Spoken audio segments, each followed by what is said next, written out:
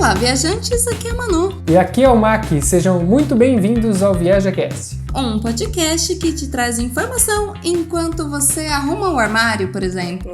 Talvez você assa o seu pão. Eu lembrei disso agora. É verdade. Bom, hoje a gente tem uma convidada que ela já tem carteirinha VIP no nosso podcast, porque ela sempre tá por aqui e o pessoal gosta muito quando ela vem. Nós temos aqui como convidada a Rita Calegari. Seja muito bem-vinda. Oi, pessoal. Muito obrigada pelo convite. É muito bom conversar com vocês. É sempre bom mesmo, e a gente agora vai tocar num outro assunto. É sempre legal conversar com você, então a gente vai pegar mais um assunto. Bom, hoje a gente vai falar sobre um assunto que tá super atual, que é sobre solidão. Ah, sim, nessa quarentena agora, a solidão acho que não é pra todo mundo, né? Não é só a gente. Exatamente. Partiu? Partiu.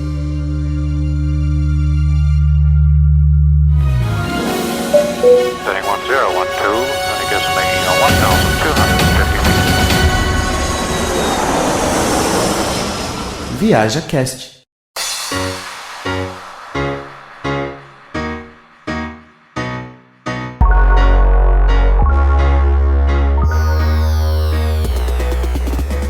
Bom, sobre esse tema, solidão, nós recebemos uma pergunta uma vez de um ouvinte nosso que me fez pensar um pouco e falar assim, acho que é um motivo da gente abrir um podcast e discutir um pouco sobre isso. O ouvinte nos questionava sobre a gente viver sozinhos em outro país, longe da família e amigos, em um momento que nós estamos próprio ressignificando as nossas relações por conta das restrições de ter uma vida social. Então eu queria trazer a Rita para essa conversa, primeiramente para nos falar, né, se a solidão ela é só ruim ou se ela também tem um lado positivo. Bem oportuno mesmo esse tema que vocês propuseram para a gente conversar, porque é engraçado, né, que quando a gente fala a palavra solidão, ela naturalmente ela vai despertar em boa parte das pessoas um sentimento de negatividade, porque a gente tem sempre uma sensação de que a solidão ela é um abandono, né, um abandono do outro, é um estar só que não é desejável, que é negativo. E isso faz muito sentido porque a nossa história, até a nossa história pensando do ponto de vista biológico, né, talvez poucos animais na natureza sejam tão dependentes do outro ser humano como somos nós, né? Então o ser humano ele é muito dependente, tanto que o bebê humano demora mais do que qualquer outro filhote para se tornar independente, né, dos seus pais e poder garantir a sobrevivência sozinho. E nós precisamos absurdamente de contato físico. Existem pesquisas da década de 60, se eu não me engano, ou 70, que falavam de uma questão de um bebê macaco que ficava, então, ele tinha duas gaiolinhas, uma era uma mãe de arame, que tinha a mamadeira, e outra era uma mãe de pano, né, que não oferecia nada no seu conforto de ser de pano e ser macia. E o bebezinho, o macaco, instintivamente, ele só procurava pela mãe de arame, que é aquela que dava o alimento, no momento de comer, porque o tempo todo ele ficava com a mãe de pano onde ele se aconchegava. Isso fala muito das nossas necessidades táteis, né, de contato físico. Então, talvez por isso que quando a gente fala de solidão, a maior parte de nós já pensa ou tem um significado internalizado de algo negativo, porque a gente já tem essa sensação de abandono, né? No entanto, a solidão, ela não necessariamente é negativa, ela traz estados extremamente importantes para nosso autoconhecimento, para o desenvolvimento da nossa serenidade, da nossa paz.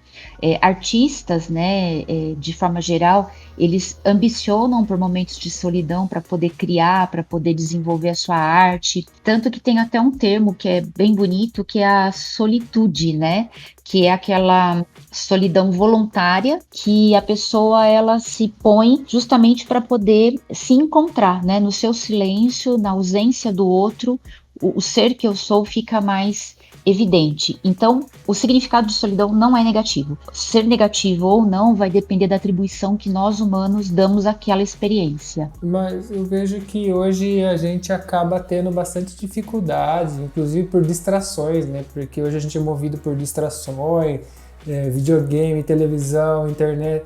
E a gente acaba não tendo esse contato, e quando tem esse contato, as pessoas não sabem lidar com isso. Por isso que acho que talvez seja um problema, às vezes, a pessoa pensar, ser tão negativo a sua palavra solidão. Porque a gente não tem mais esse contato natural. Eu acho que a gente está sempre fugindo dela. Físico. A gente está sempre fugindo da solidão. Sim, e acho que até o que você põe é muito, muito correto. E a gente vê com as crianças, né? Vou fazer 51 anos daqui a alguns dias e a minha infância, ela foi marcada por muitas brincadeiras de rua, brincadeira com grupos de crianças, e tinha muito momento do meu dia que eu podia ficar sozinha ou sem fazer nada, porque a gente só tinha TV naquela época, não tinha computador, internet.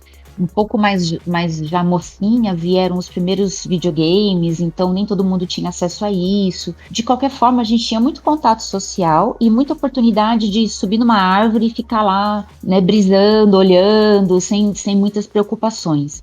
E hoje a infância, ela é uma infância bem sobrecarregada de atividades, né? Quando a gente pega uma criança na modernidade, ela às vezes tem uma agenda, né, ou pelo menos tinha antes dessa pandemia, de tarefas escolares, cursos de inglês, curso de natação, curso de artes, fazer Kumon, Então, assim, às vezes a gente também acabou achando que otimizar o tempo e ocupar o tempo com tarefas preparava melhor as pessoas, e a gente começou a fazer isso com as crianças. Tanto que a gente tem uma sensação, né? Um dia que a gente acha assim, que a gente fala, ai, nossa, hoje o dia foi tão produtivo, eu fiz tanta coisa, e a gente fala isso com prazer. Sim. Né? E aqueles dias que a gente fica mais quieto, mais silencioso, né? A gente às vezes tem uma sensação de que foi um dia perdido, porque a gente ainda associa muito o utilitarismo das coisas, né? O fazer coisas parece útil, e ficar no ócio criativo, que é o não fazer nada, é possibilitar relaxar, possibilitar ficar num estado de maior contemplação do que ação. Parece que eu estou jogando meu tempo fora, e não é verdade, né? Por mim, essa situação de não fazer nada é extremamente... me causa até um tipo de depressão. Nos dias que eu vejo como perdido, que eu tinha uma ideia que eu ia fazer tal coisa e simplesmente eu passei o meu dia sem fazer nada, um final de semana assim, me deixa no outro dia com uma sensação extremamente ruim, sabe? Até no final do dia eu já tô com uma sensação ruim de... que não produziu nada. Eu tinha oportunidade de fazer uma coisa que eu tinha vontade de fazer, que eu tinha até pensado em fazer, e eu tive a possibilidade e não executei. E aí isso me gera uma sensação ruim, né? E eu não sei se isso é construído de acordo com a sociedade que a gente vive agora, que pode ser que eu tenha essa sociedade de tudo tem que ser fazer e tal, eu não posso perder meu tempo, ou é uma coisa que talvez seja natural, de eu não executar e com isso me sentir mal, né? Dentro disso que o Mac falou, vou pegar um gancho até para fazer uma pergunta para Rita, que essa questão dessa sociedade que se move demais, é um medo de parar? Porque assim, as pessoas se movem o tempo todo para não parar, para não estar sozinho. Será que as pessoas têm medo de se encontrar sozinhas e ter que enfrentar a si mesmo, a ter que olhar para dentro? Porque assim, quando você olha para dentro de você é como se fosse o quarto da sua casa. E pode ser que ele esteja arrumado, mas pode ser que ele esteja uma bagunça. E aí você ter que olhar para isso e ter que lidar com isso pode ser difícil, né? Então, será que essa questão de você sempre estar ocupando a sua mente com outras coisas, você chegar em casa, ligar a TV ou ir direto abrir uma rede social para estar vendo a vida dos outros e não ter esse tempo para você mesmo, é medo? Ótima a sua pergunta. E voltando no que o Mac falou, eu me identifico bem com ele. Eu também tenho essa sensação, sabe, Mac, de que se eu programei meu dia para fazer algumas coisas e aí quando chega no final do dia e eu não fiz, a sensação que eu tenho é de desperdício, né? De ter desperdiçado um dia, de não ter aproveitado. Então, eu super entendo quando você acha que... Você conta isso. Eu, assim, sou bem parecida contigo nesse sentido. Agora, o que a Manu está falando também é muito importante, porque a gente tem a saúde mental em geral, ela é um tema que é relativamente novo a gente conversar sobre isso, é relativamente novo o diagnóstico de vários transtornos. Até pouco tempo atrás, a gente lidava com saúde mental simplesmente excluindo esses problemas da sociedade. Então, a gente ainda não teve um ciclo de melhora global que trouxesse de fato um impacto nas pessoas, no sentido de que a gente aprenda a conversar sobre as nossas emoções, aprenda, né, a fazer essa gestão dos nossos medos, medos, das nossas inseguranças. Tudo ainda é muito novo na cabeça de grande parte das pessoas. E aí eu também entendo que existem questões, assim, é diferente quando você procrastina de fazer alguma coisa, né? Que é aquela, eu não fiz, mas foi uma preguiça, e aí todo dia eu tenho essa preguiça, eu fico procrastinando, eu fico adiando, e aí eu nunca realizo. É diferente de repente, um dia que você ficou doente ou teve um contratempo, e também é diferente daquele tempo que você se dá, né? Voluntariamente, no sentido de hoje eu vou ficar mais quietinho, mais recolhido, para pensar um pouco mais, para refletir um pouco mais, porque o que a Manu está falando é muito plausível para mim. Às vezes a gente se ocupa no exterior, né, com mídias, com televisão, fazendo coisas, porque a gente não quer parar para ouvir o barulho que vem de dentro. E às vezes o que vem de dentro realmente é desorganizador, porque, como você usou o exemplo do quarto, né, Manu? Esse quarto, ele é um quarto vivo, e assim como a casa da gente, que todo dia a gente precisa lavar a louça da pia, recolher o lixo, molhar as plantas, esse quarto interior, ele precisa de atenção diária. Então, se eu tenho um depósito, que eu vou jogando as coisas lá dentro de qualquer jeito, e nunca olho, quando eu abro a porta desse quarto interior que você exemplificou, não é que vai estar uma bagunça, vai estar um caos, né? Eu não vou achar nada. Então, a tendência nossa é fugir do caos mesmo, né? Do tipo, não vou abrir essa porta desse armário, que se eu abrir vai cair tudo na minha cabeça, então deixa fechado. E muitas vezes é esse movimento que a gente faz, deixa eu ouvir o que está acontecendo aqui do lado de fora, porque aí eu não ouço o barulho de dentro. E é tão interessante isso, porque existem pessoas que elas são, assim, elas têm tantos problemas nas suas vidas, mas elas colocam sempre o outro em primeiro lugar. Elas conseguem ajudar todo mundo, menos a elas próprias, porque elas têm tempo para fazer tudo pelo outro. Mas elas não conseguem dar jeito na própria vida, sabe? Porque é mais fácil dar conselho e ajudar para fora do que eu olhar para dentro e tentar modificar coisas internas. Com certeza. É verdade. Mas é porque você tem que lidar com as suas próprias verdades, né? E lidar com verdade nem sempre é confortável, né? Na verdade, ouvir a verdade não é qualquer um que ouve, né? Não, as tem pessoas coragem. não estão preparadas para isso, né? E às vezes, assim, uma das dificuldades para isso é que a gente tem um eu, né? A nossa autoestima, o que a gente pensa sobre a gente, isso é construído, né? Especialmente na infância. E a gente também tem que fazer esse trabalho, né? De se construir. E às vezes a gente tem um ego, né? Uma ilusão de quem a gente é. A gente acha que a gente é de um jeito e esse olhar para dentro mostra que a gente não é bem desse jeito que a gente queria ser. Né? Às vezes a gente tem características, isso é muito fácil, porque normalmente amigos próximos ou em relações afetivas, em algum momento isso dá briga, porque um vira pro outro e fala, você é tal coisa. E a pessoa não aceita, né? Porque ela não acha que é aquilo.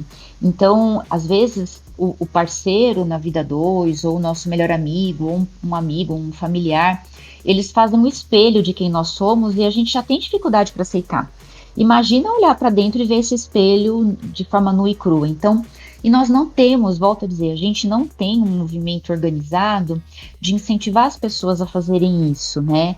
A gente coloca os filhos para fazer inglês, coloca as crianças para fazer natação, coloca, né, quem pode paga um colégio particular, põe para fazer intercâmbio, mas não necessariamente a gente coloca a criança para fazer uma terapia quando ela precisa, né? Ou coloca para fazer alguma prática que seja muito mais reflexiva e interior.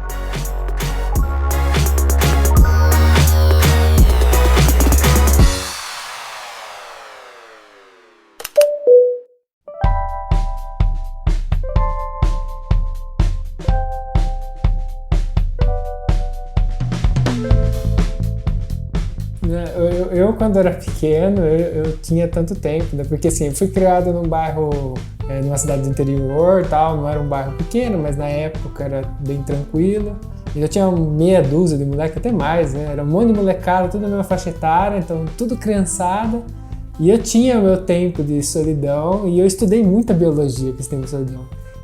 Porque eu tacava fogo em formiga, eu pegava Estudou biologia. Biologia e física, porque quando eu quando eu ganhei uma lupa, eu tacava fogo nas formigas com a lupa, sabe? Com o sol. Eu tava estudando, né? Eu tava aprendendo alguma coisa.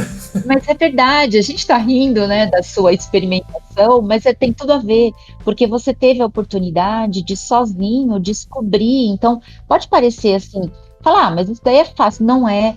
Você pegar uma criança e ela ter essa curiosidade de sozinha, né, ter visto ou num filme, no desenho animado, e fazer uma experimentação, esse movimento ele é muito rico. E hoje as crianças, primeiro que elas nem sempre têm essa possibilidade de fazer em contato com a natureza. E às vezes o que elas fazem? Elas vão para canais, né, e ficam seguindo alguém que faz isso. Vocês já viram? Eu tenho uma enteada que é super jovenzinha, e eu percebo isso. Ela segue, né, pessoas que fazem esses experimentos e ela fica assistindo. Porque o mundo moderno tá assim, né? Ela é passiva, né? É um novo tipo de passividade. Então, se sai da experimentação real, concreta, que é super importante para o desenvolvimento do nosso cérebro, e aí eu passo a ser eu assisto, eu sou um espectador, né, como se fosse a mesma coisa. É diferente o Mac ter ido lá colocar fogo nas formiguinhas, né, do que ter visto alguém fazer, porque isso é uma outra experiência. Eu vou usar esse exemplo aí da tacar fogo nas formigas, que não é tão pesado, né? Mas eu falo pela questão assim, as pessoas vão, no caso, tacar fogo nas formigas. Não é uma coisa socialmente aceita, né? As pessoas vão falar assim, não, tá errado. Qual a necessidade disso? Não, calma, vou chegar lá. Mas as pessoas vão falar assim, por que vai matar a formiga, né? Se um pai vê que tá matando as formigas, tá lá queimando as formigas, vai falar assim, não pode fazer isso. Trazendo isso para a vida adulta, né? Porque assim, as crianças tendem a ser muito mais espontâneas, né? Então elas têm essa essência espontânea muito mais aflorada. Só que quando você cresce, você não acha que as pessoas tendem a trocar essa essência espontânea pelo socialmente aceito, e aí a pessoa acaba se encontrando novamente na solidão? A Malu tá caprichando, realmente. Ela caprichou agora. Eu fiz o dever de casa. Peraí, deixa eu pensar. Eu tô aqui refletindo. Agora tem que pôr musiquinha de pensar, né?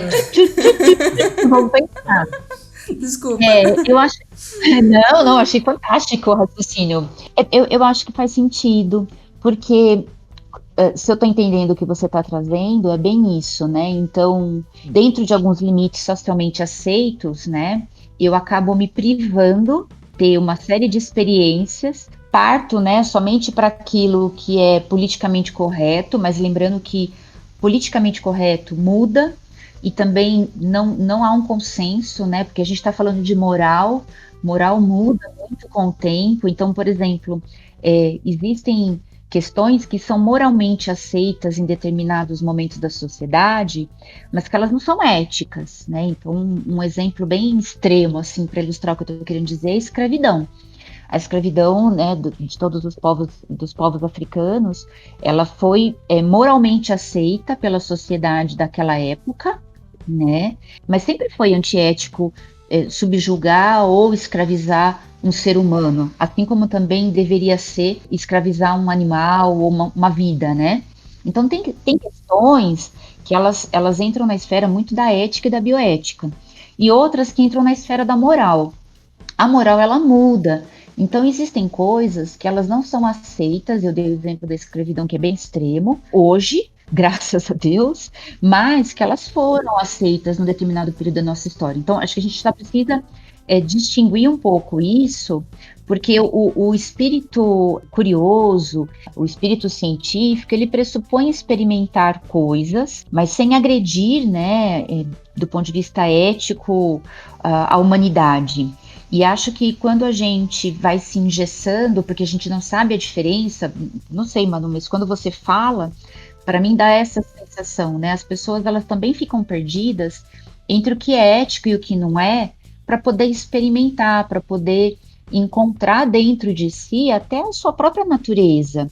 E ela se ingessa, né? Sim, mas quando eu me refiro desculpa te cortar, mas quando eu me refiro na questão do socialmente aceitável, por exemplo, A gente até teve essa conversa em outro podcast sobre a questão de você viver a tristeza, por exemplo. E você postar hoje numa mídia social, você está triste, não é socialmente aceitável, porque as pessoas só postam que estão felizes, que têm a vida perfeita, que tá em lugares legais e tudo mais. Então, para você se enquadrar nessa sociedade, você posta uma foto sorrindo e na hora que você desliga o celular, você volta a chorar. Então, eu falo assim, na questão de você fazer o que para ser aceito, e só que você não é você perde essa espontaneidade. Continua sozinho, né? E é perfeito, porque é bem isso, né? A gente, quando a gente se pauta apenas por valores morais, então moralmente você precisa ter mídia social, postar que você tem uma série de atributos, independente se você tem ou não, se eles são reais, mas se você parecer que tem, né, que é alguma coisa, o que tem, o que faz, você será moralmente ajustado à sociedade atual. Mas, do ponto de vista ético, continua sendo errado você dizer ou afirmar ou dar uma informação que é mentirosa. Você entende? Por isso que eu te falo, quando a gente fica confuso entre se a gente vai querer só seguir o que é moralmente correto para uma sociedade, muitas vezes a gente vai deixar de ser ético, primeiro com a gente. Porque se eu me dou o trabalho de ir lá numa mídia e colocar uma foto minha feliz, né, por exemplo, e sendo que eu não estou, eu estou querendo enganar quem? Primeiro a mim mesma. E isso vai sim, como você fez da sua pergunta, né? Isso vai aumentar o meu sentimento de solidão, porque essa moral social, ao mesmo tempo que ela é tão ampla, né? Ela é excludente.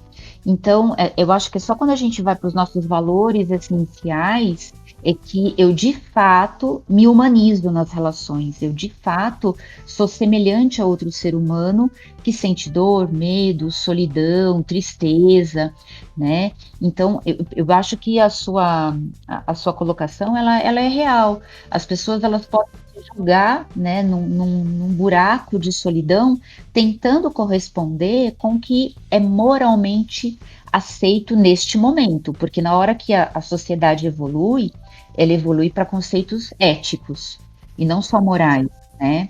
Então a gente tem muita dificuldade em trafegar por essas diferenças para poder balizar o nosso comportamento, inclusive. E pode ser uma armadilha, né? Sim. E essa questão de o que é também moralmente aceito e tal, não varia só com o tempo, mas varia também de cultura, porque se a gente vem aqui, quando a gente veio para cá, na Itália, aqui algumas coisas são mais aceitáveis, outras não, e existem nuances de diferença de cultura. Então, às vezes eu achar aqui na Itália eles não veem tanto problema, por exemplo, enquanto o cigarro é uma coisa muito comum, inclusive até para crianças. Hoje no Brasil a gente já não tem esse cenário mais, que passou com as leis, com as mudanças que teve, passou a ser visto com um pouco mais com um olho um pouco mais... Uma coisa mais errada. Mais errada. E aqui ainda continua sendo moralmente, né, socialmente aceito, né, moralmente. Porque é moda, né? Sim. Isso é uma nuance cultural que vai mudar de acordo com o país, né? Isso é interessante, porque aí o que acontece, né? Muitas vezes a gente, para não se sentir tão sozinho, porque eu dizia para vocês, nós somos muito dependentes de convívio social, nós somos dependentes enquanto espécie de contato humano, nós somos e bastante dependentes da aprovação de outro ser humano. Então, se para eu fazer parte de um grupo, eu preciso muitas vezes estar imersa numa determinada cultura, o que eu vou precisar é entender, né? Olha, nesta cultura isso é um valor que é aceito, moralmente isso é aceito. Mas na medida que aquilo me agride enquanto pessoa, enquanto valor ético, né, eu posso me abster muitas vezes de fazer, ter comportamentos ou atitudes que até são moralmente aceitas, porque eu entendo que aquilo me agride, né? Mas muitas vezes o que a gente percebe, pessoas repetindo padrões de comportamento que elas não acreditam, para não se sentirem mais sozinhas. Então, às vezes a gente faz isso para não me sentir isolada, para não ter essa solidão, né, social, para eu fazer parte, porque uma das características da solidão, né, negativas, é que a pessoa ela pode ter uma fragilidade nesse sentimento de pertencimento. E nós, seres humanos, na imensa maioria, a gente quer pertencer, a gente quer fazer parte de um coletivo. Então, se eu tiver em um ambiente que de repente existe algo que é moralmente fere os meus princípios, eu entro no embate, né? Porque aí ou eu vou fazer o que eu não gosto e não acredito para não me sentir isolado, ou eu vou ficar sozinho. Mas é por isso que é importante a gente saber lidar com a solidão, né? Esse convívio de nós mesmos, porque quem não sabe lidar com a solidão corre o risco de estar, por exemplo, numa relação tóxica por conta desse desespero de estar sozinho, né? Isso mesmo, porque aí vira uma armadilha. Como eu não dou conta, né, de estar só comigo, porque muitas vezes eu preciso me retirar de determinados cenários, de determinados grupos, de determinadas comunidades, porque aquilo, né, pode ser moralmente aceito naquele grupo, mas para mim fere a minha ética, os meus princípios e valores. Mas esse primeiro movimento é de afastamento e talvez de uma solidão imposta, mas é bem provável que se eu permaneço naquilo que é verdadeiro em mim, eu vou encontrar semelhantes. Só que antes de eu encontrar outro, eu tenho que encontrar a mim mesma. Não dá para fazer diferente, né? Sim, no contexto que você falou de talvez a pessoa executar uma coisa que ela não faria normalmente, mas para pertencer, acho que a gente consegue ver talvez hoje, como a gente tem essa facilidade em conectar com pessoas à distância, a gente vê hoje ganhar forças, por exemplo, movimentos anti-ciência, algumas coisas que a gente antigamente não via, que são essas pessoas que talvez se sentiam sozinhas por ter um pensamento diferente, e hoje elas conseguem se conectar, se juntar, ganharem força, notoriedade e pertencerem a um grupo. E eu acho que isso pode ser um exemplo de a gente poder, talvez, as pessoas que antes eram sozinhas, com a internet conseguem se juntar. E ganham uma voz. E aí elas passam até a atrair outras pessoas com isso, porque elas vão se juntando, né? E isso pode acontecer para o bem e para o mal, né? Porque é democrático esse cenário, a internet ela tem essa possibilidade de permitir isso para todos. E aí, muitas vezes, especialmente quando a gente percebe alguns valores que, para mim, seriam assustadores até, né? Quando a gente vê aí alguns movimentos relacionados ao nazismo voltando, né? Valores que ferem o respeito à vida, em especial. Muitas vezes eram pessoas que em grupos anteriores elas não tinham voz, elas eram coadjuvantes, mas quando elas vão para um outro grupo que tem um valor às vezes até extremo e até questionável, elas conseguem assumir um papel de protagonistas, porque também tem isso, né? A gente não quer ser só aceito e pertencer, a gente quer um lugar de destaque, né? A gente quer um status, muitas vezes. Algumas pessoas, elas são movidas por isso. Então, a psique humana, ela é muito complexa, porque quando a gente começa a olhar, assim, o comportamento de uma pessoa e a história de vida dela, e você vai entendendo muito dessas escolhas que ela faz, ou até mesmo das escolhas que ela não faz e permanece onde está. Porque tem a ver com a história dela, né?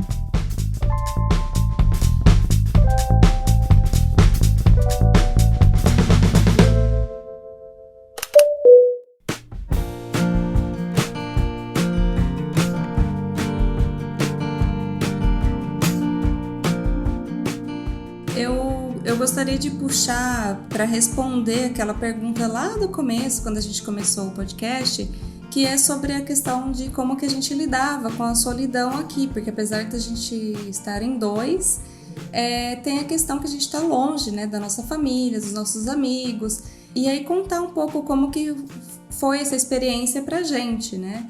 Então, assim, que também tem a questão até do fuso horário, né? Que a gente não consegue a resposta imediata. Por exemplo, hoje a gente tá com uma diferença de 5 horas com o Brasil. Então, assim, de repente, se eu quero falar com a minha mãe, por exemplo, de manhã aqui, minha mãe tá dormindo, ela não vai me responder na hora. E às vezes, na hora que ela for me responder... Quem vai estar dormindo é você. Sim, mas, tipo, é a tarde aqui. Mas daí já passou, sabe? Porque aquele momento que eu queria falar com ela... ele passou, aconteceu outras coisas durante o dia e foi.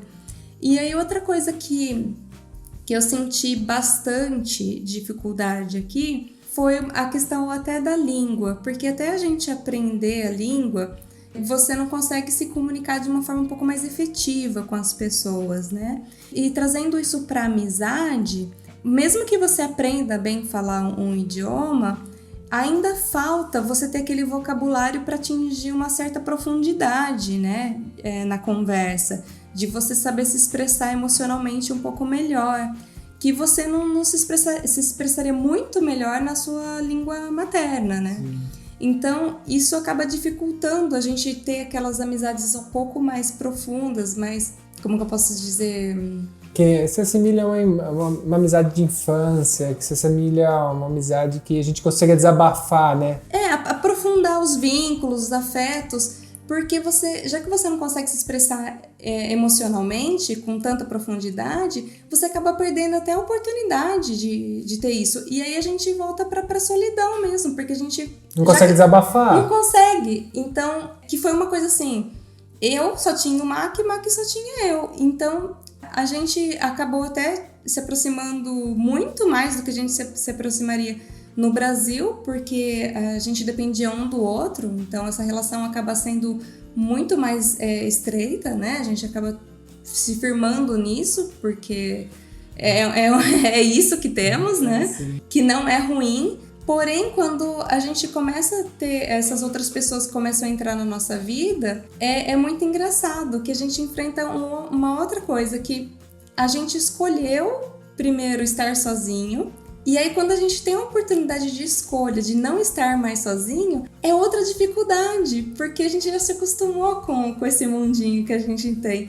E aí eu gostaria de emendar nisso a questão da quarentena mesmo, que não é uma escolha, essa solidão. É uma imposição, né? Ela é uma imposição. E aí eu gostaria que você falasse um pouquinho sobre isso. Assim, você estava falando, né? Eu não, assim, só fui pensando enquanto você ia falando, eu fui viajando aqui na minha cabeça também. Eu acho que quando você foi falando dessas dificuldades de estar num outro país, né? Vocês estão em dupla, mas ainda assim, essa coisa de ter vocabulário, então a questão da língua, a questão de você ter proximidade física, né? E até mesmo de ter uma disponibilidade do outro no momento que você precisa, isso para mim tem muito a ver com intimidade, porque a solidão, né, essa ausência de convívio, mesmo hoje com os meios tecnológicos, a gente consegue minimizar pelo menos, né, a gente consegue aproximar e a gente tem visto isso nessa quarentena. O que eu acho que a gente não consegue transpor, pensando aqui com vocês, é essa questão da intimidade.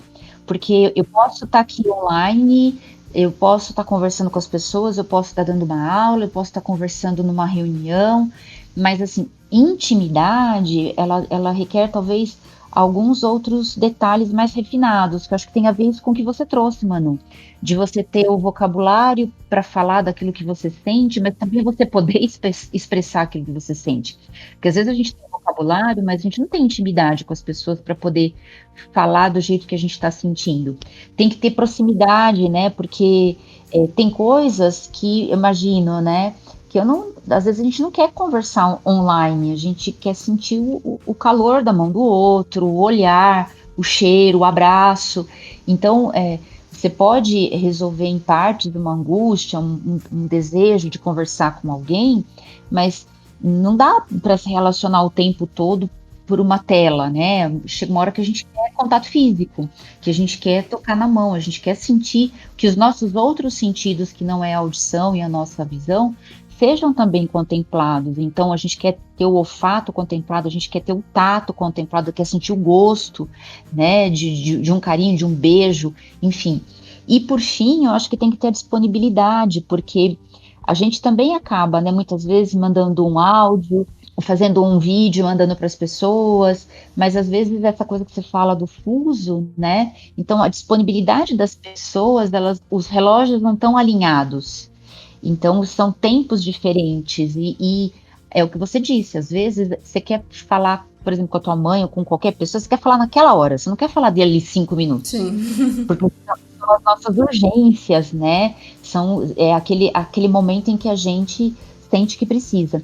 Então, eu não sei se talvez a gente pudesse pensar que nessa questão até da pandemia, a gente teve um prejuízo importante do contato, do convívio social, mas talvez o isolamento não tenha necessariamente nos deixado em solidão, porque a gente tem essas ferramentas tecnológicas. Então a gente pode estar em contato com o outro, mas talvez a gente tenha uma quebra de intimidade. A intimidade pode estar prejudicada com esse distanciamento. E sabe Deus, né, o que isso vai reverberar no nosso emocional. Mas, de qualquer forma, eu acho que o raciocínio que você traz, ele é bem profundo nesse sentido, né? Porque você, em especial quando você fala, né, vocês estão em outro país, então, de certo que para vocês é muito mais complexo do que seria para uma pessoa que estivesse no seu país natal. Porque você ainda, além de tudo, né, você tem a distância de quilômetros. Né? Bastante. Mais de 10 mil quilômetros. Então, assim, a gente não pode... E talvez esse seja o segredo das pessoas bem resolvidas em relação a todo esse tema da solidão, do isolamento. Eu acho que se a gente achar na nossa cabeça que a gente vai trocar sem ter prejuízo nenhum, que a gente pode barganhar a vida que nós tínhamos, o contato social que nós tínhamos, com o que a gente está conseguindo se ajustar para passar por essa pandemia, a gente vai ficar muito frustrado, porque a gente vai ficar sempre comparando com aquilo que a gente tinha e não é igual. Então, o que a gente tem hoje é um paliativo, é algo para nos ajudar, para a gente não parar, para a gente não enlouquecer, para a gente se manter próximo das pessoas com segurança. Mas não significa que a gente está dizendo que esses recursos, eles substituem os anteriores, né, que nós tínhamos em fevereiro, em especial aqui no Brasil. Eles não substituem. Né, eles nos ajudam a contornar essa crise, né, de uma forma muito mais confortável para quem tem esses recursos disponíveis do que se nós não tivéssemos, mas não dá, eu fico aqui, vou ficar com esse dever de casa, vou deixar isso ficar comigo por vários dias, né, dessa nossa conversa, dessa intimidade que é quebrada, né, com toda essa distância. Sim, sabe uma coisa que eu me pergunto, aproveitando do que a gente estava falando, é que talvez, não sei, é uma coisa que às vezes eu filosofo na minha cabeça, mas a gente, né, que nasceu eu nasci em 87, a gente teve essa construção de personalidade baseado em intimidade, em relações pessoais, ok. E quem nasceu agora que tem tecnologia? Porque a gente transitou por muitos anos antes de chegar a tecnologia, o celular, eu vivi tudo isso, você também, a Rita também, todo mundo.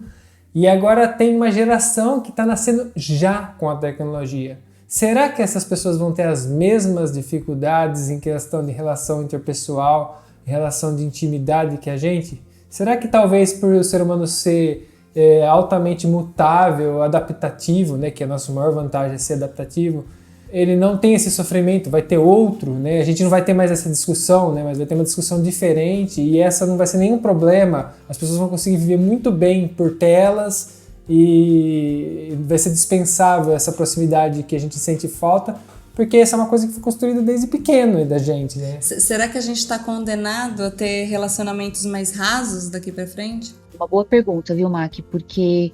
E não precisa só quem está nascendo agora. Eu acho que, assim, eu já percebo essa diferença nas crianças de 10, 12 anos nesse cenário, né? Que hoje estão aí fazendo homeschool, estão se ajustando, o quanto isso vai impactar. E concordo com você, pode ser que elas lidem com isso de uma forma diferente, mas eu desconfio que elas terão outros problemas. Eu não acho que elas vão se ajustar a tudo isso sem desenvolver algum outro tipo de efeito colateral.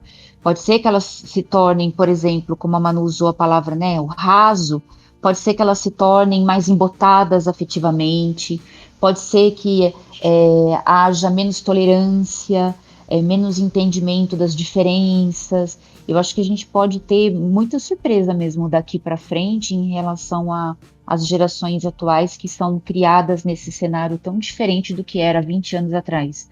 Eu concordo com você que isso vai impactar, mas eu ouso opinar, assim, se eu fosse fazer uma aposta, eu diria que não acho que eles terão apenas vantagens, acho que eles terão muitas desvantagens do ponto de vista, em especial, de inteligência emocional, porque a inteligência emocional é baseada em empatia, e acho que fica muito mais fácil de eu ser menos empático num cenário virtual, e acho que até em termos afetivos a gente pode ter outros problemas.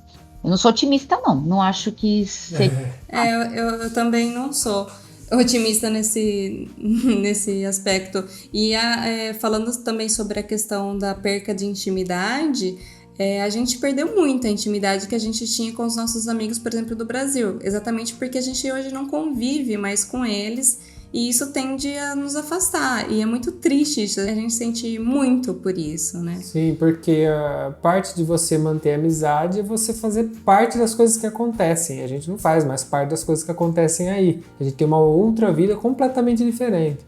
Então se distancia, os assuntos se distanciam, tudo se distancia, né?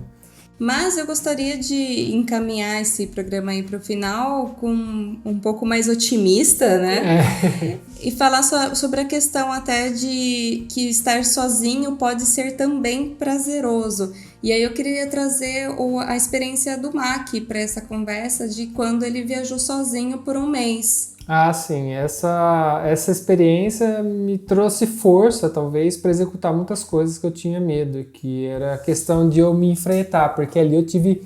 É que assim, sozinho é uma coisa muito relativa, né?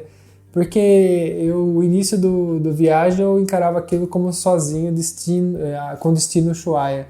Mas no final das contas, sozinho você nunca fica. Porque o mundo é cheio de pessoas. É uma questão de você se abrir para o mundo. Na verdade, a minha solidão, eu abandonar meus amigos, a minha família, me fez abrir para outras pessoas, para outras culturas, para outras coisas que eu não tinha enfrentado antes. Então, essa solidão, entre aspas, né, me colocou num lugar que eu aprendi muita coisa, que eu vi coisas que eu nem imaginava. E aí eu acabei voltando com uma cabeça falando, nossa, eu vivo num mundo muito pequeno, eu tenho que ampliar a minha visão. Pra quem não sabe, o Mac catou a moto dele, saiu do interior de São Paulo e foi até o Ushuaia de moto, né? Mas você relata bastante essa questão de ter ficado muito tempo sozinho guiando, né? Você teve que lidar com você mesmo. Como que foi essa experiência? Eu ficava em torno de 14 dias, depois do momento que eu saía da casa da pessoa que eu tinha ficado, eu ficava em torno de 14 horas, 16 horas em cima da moto. E a moto, ela é solidão. Você com o capacete ali, é barulho do vento. Eu não tinha levado fone de ouvido para ouvir música, nada. Então foi realmente... Durante 30 dias ou 34 dias, maior parte dos meus dias, entre 10 horas por dia em média, eu tava sozinho, tipo, com silêncio. E o silêncio é um negócio muito louco, né? Porque você tem tempo pra pensar em umas coisas absurdas, sabe? Filosofar. E eu ficava ali vendo passar a paisagem, porque como era deserto, né? Boa parte era deserto, é muitos quilômetros sem fazer nada, sem ter que virar a moto, porque era uma reta só. E ali eu tinha a oportunidade de pensar na vida, pensar nas coisas, pensar o porquê que eu estava fazendo aquilo. E ao mesmo tempo lutar para não pensar que aquilo era muito longo, né? Tipo assim, você não ficar fazendo assim, ainda faltam tantos 1000 quilômetros para chegar até aquele lugar, e isso vai se passar tantas horas. Então, tipo, foi um exercício psicológico muito intenso. E isso foi, assim, transformador, né? E é legal isso que eu vejo. Não é uma coisa para todo mundo, não é uma coisa para quando você não está preparado. Eu estava, de certa forma, preparado para aquilo, mas é um negócio muito louco. Rita, você poderia falar um pouquinho pra gente dessa questão das pessoas tirarem um tempo para elas mesmas, para autoconhecimento, para a questão de não ter medo da solidão? Eu acho você estava contando, Mac, e aí eu estava pensando muito no conceito de mindfulness, né? Que é uma meditação que você faz, onde a ideia é você não pensar em nada, né? Mas isso é impossível, porque o nosso cérebro não para. Então, quando a gente consegue ficar nesse estado, você ficava lá filosofando, você deve ter entrado em meditação profunda ali, com o som do vento, a estrada com uma paisagem que pouco mudava, e esse movimento, né, de você meditar, que é você parar de ter tantos estímulos externos e se concentrar um pouco no que está dentro de você. Existem vários artigos que falam da importância disso para você aumentar a sua criatividade, aumentar o seu bem-estar, trabalhar com desde quadros de doenças físicas até de saúde mental, dor. Então, acho que você devia estar super meditando lá em cima da sua moto. Que fantástico. Com certeza. Sim, e eu ainda falo pra você que eu comia muito pouco, assim, porque eu tentava ir o mais rápido possível. Eu bebia muita pouca água, porque eu desidratava mais do que eu bebia. Eu emagreci bastante, mas psicologicamente eu estava num estado que eu nunca estive mais, entendeu? De bom, no sentido bom. Fisicamente eu dei uma degradada por uns dias até eu entrar no ritmo, entender o que eu tinha que fazer para não me desgastar tanto, mas psicologicamente eu nunca atingi um estado tão bom de novo quanto eu estava naquele momento, porque era um momento que eu me doei para mim mesmo, eu estava sendo acima de tudo eu estava sendo exatamente eu, porque não tinha mais ninguém, não tinha mais nada, eu estava sendo o Maxwell que é o Maxwell, entendeu? E eu fazia o que eu queria, eu ia pra onde eu queria, eu dizia o que eu queria, sabe? E foi um momento que foi libertador pra mim. Então, e é incrível, porque quando você vai falando, você teve uma experiência, né, assim, quando a gente vê a história daqueles yogis e tal, eles ficam dias em jejum, né, eles ficam dias meditando para atingir o nirvana, que é esse estado de consciência superior, né, e de bem-estar, que você não precisa de mais nada, você não precisa de comer, não precisa de dormir, não tem dor, não tem desconforto, né, então acho que você teve uma experiência, assim, bem espiritualizada de nirvana mesmo. Por isso que eu falo, nunca mais eu cheguei, né, naquele estado psíquico, porque acho que de fato você deve instintivamente ter alcançado um estado superior de consciência que só mesmo esses praticantes conseguem. Então, que legal. E aí, voltando na pergunta da Manu, né, dessa coisa da solidão, tem ele é vivo, né? Ele é um brasileiro que eu não sei se vocês devem conhecer, que é o Amir Klink. Já ouviram falar dele? É o cara que sobe montanha lá? É esse? Eu tô falando besteira. Qual? Esse é o cara que escala? Eu tô falando besteira. Esse nome não é estranho. O nome não é estranho, né? O Amir Klink, ele reside lá em Paraty. Se eu não me engano, acho que ele é engenheiro de formação, não vou me lembrar agora. Mas ele tem um livro que chama 100 Dias Entre Céu e Mar. Ele fez a travessia de barco a remo da África para o Brasil. Ele atravessou remando, sozinho. Eu já vi isso. Eu sabia que ele era alguma coisa do esporte extremo. É esse mano. Ele é bem radical. E depois ele já foi mais de uma vez, já tem o outro livro dele, é o Paraty, que ele foi acho que até a Antártica também, num barco bem simples. Ele ficou congelado lá, ele passou o inverno congelado sozinho. E aí depois, quando veio o verão e degelou, ele voltou para o Brasil. E uma das coisas que ele fala, então assim, se tem alguém que também entende desse processo de solidão imposta, né, autoimposta, uma escolha solitária, é o Amir Klink, né, porque ele passou 100 dias tendo ele com ele próprio, sem rádio, sem nada. Depois ele foi para a Antártica e aí assim, ele vai descrevendo no livro dele esse processo de solidão voluntário. E uma das coisas que eu não me esqueço, que eu achei incrível, que ele diz assim, que quando você está sozinho, e acho que foi isso que você passou também, Mac, quando você está sozinho e alguma coisa dá errado, você não tem ninguém a quem culpar. Sim. Então, que nessa hora você aprende muito sobre si, porque quando você estiver em dupla e furar o pneu da moto, você vai colocar a culpa na pessoa que não olhou, que tinha, né? Você arruma um motivo até para brigar com a pessoa, para descontar a sua frustração, as suas incertezas, os seus medos, as suas angústias. Mas quando você está sozinho, você não tem como fazer isso. Então aí você tem que ressignificar mesmo. Não tem jeito. Então eu acho, Manu, que respondendo a sua pergunta, que de verdade pode ser uma oportunidade para as pessoas, se elas não conseguirem fazer as pazes com estar só, em alguns momentos do seu dia, em conseguir fazer esse movimento interior, que pelo menos elas consigam perceber o quanto isso as angustiou, a ponto de entender que pode ser um problema. Porque não conseguir ficar sozinho em algum momento ou por algum período da sua vida, na sua própria companhia, isso pode ser sintoma de algo maior, né? De algo que não está bem dentro de mim, de algo que não está bem resolvido e que talvez mereça um pouco de atenção, com ajuda, até se for o caso de profissionais de saúde, para que eu consiga me organizar, porque a gente deveria ser uma boa companhia para nós mesmos, né? A gente deveria conseguir fazer as pazes com a nossa história, com os fantasminhas que moram na nossa cabeça, com as nossas fantasias, para a gente poder, de fato, se ter uma boa companhia, porque às vezes a gente quer ser uma boa companhia para os outros, mas se a gente não é nem pra gente, né? Fica difícil. É verdade.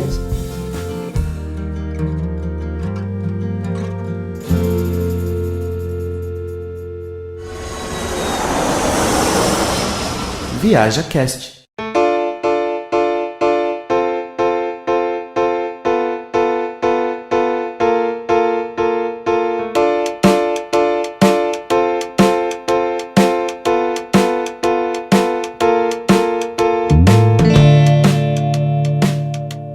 Acho que disso tudo que a gente conversou, eu acho que o que a gente pode deixar para o pessoal que está ouvindo é para o pessoal se permitir a ter um encontro honesto com sua solidão. Eu acho que vale muito a pena e a gente tende a aprender muito e aprender é sempre maravilhoso. Sim, bom, se você tem algum relato que você queira contar pra gente, não esquece de enviar um e-mail para contato@viajacast.com.br e a gente pode conversar, tal, inclusive a gente pode, se você passar o contato da Rita, deixar os contatos dela também, que vai estar nessa descrição do episódio. E espero que você tenha acatado essa mensagem muito bem, né? Que o nosso objetivo aqui é sempre debater assuntos, tal, conversar, por isso que a gente abre esse canal para as pessoas que ouvem a gente.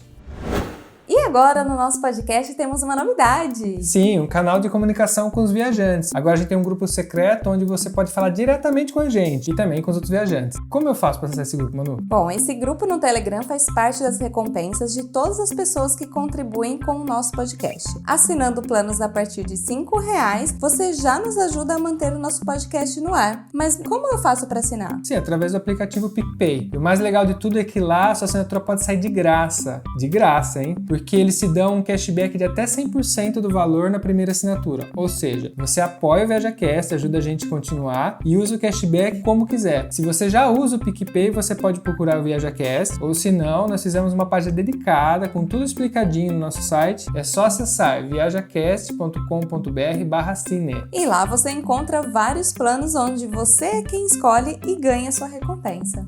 E o que a gente faz quando gosta muito de alguma coisa? Compartilha, é claro. Então aproveite para compartilhar pelo WhatsApp, Instagram, Facebook. Inclusive você pode nos seguir no Instagram, @ViajaCast. Não esqueça de marcar a gente quando compartilhar algum episódio. Assim conseguimos ver a sua publicação. Ou então, se vocês quiserem ver nossas fotos de viagem, sigam o nosso Insta pessoal, @mac_e_manu. Não tinha Mac e Manu, porque alguém pegou antes, mas para ficar mais fácil, todos os links estarão na descrição. Lembrando que você nos encontra também nas plataformas Spotify, Apple Podcasts, Google Podcasts, Deezer, SoundCloud, Castbox e por aí vai. Se a gente não estiver na plataforma que você usa, avisa a gente que a gente aparece lá também. Nós gostaríamos de agradecer todos os apoiadores desse episódio, que é graças a vocês que o nosso episódio foi ao ar hoje. Todos os nomes dos apoiadores estão na descrição desse episódio. Você pode conferir lá as pessoas que nos ajudam. Bom, Rita, é sempre um prazer enorme ter você aqui. Eu me sinto numa sessão de terapia. Que gostoso, para mim também é muito bom. Olha, eu que agradeço o convite. Eu vou, provavelmente, os próximos dias eu ainda vou ficar reverberando muita pergunta que a Manu fez e vou pensar muito na coisa da intimidade, que foi algo que a gente conversou aqui, que é novo também, que despertou desse bate-papo nosso. Então, olha, Manu, a recíproca é verdadeira. Adorei. Temos um programa? Temos um programa. Um beijo! Um abraço. Até mais, pessoal. Obrigada pelo convite. Um beijo a todos.